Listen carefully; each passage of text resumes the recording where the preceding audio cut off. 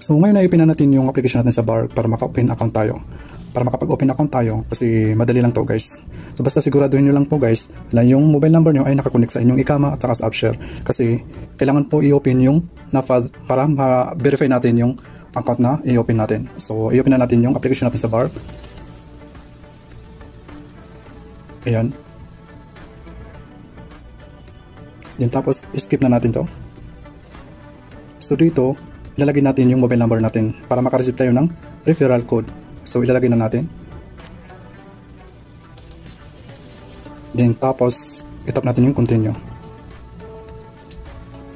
So dito makareceive tayo ng OTP number. Kaya kailangan active yung mobile number natin guys. Then ilalagay natin. Ayan. So dito naman ilalagay natin yung Ikama number natin o ID number natin. Lagyan natin dito.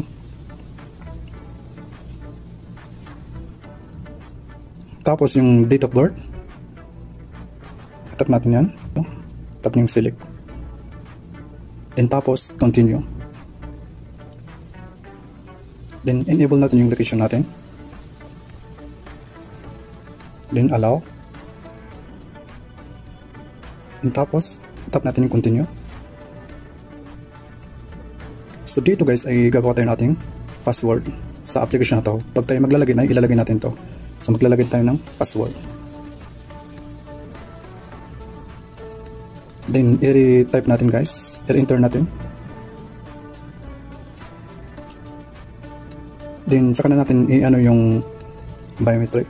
Saka na natin gagawin guys to. I-set up. So i-tap natin yung skip now. Skip for now. Then enable natin yung notifications. Tap natin yan.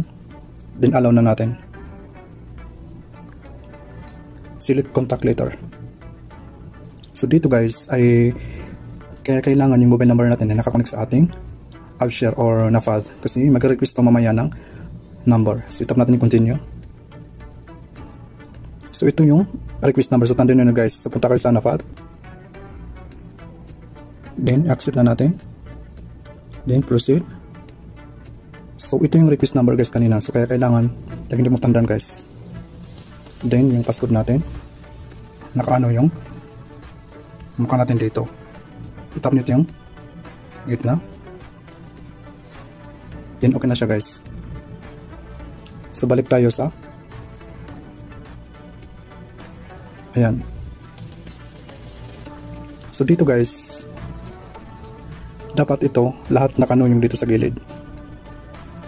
So dito sa baba ilalagay na natin yung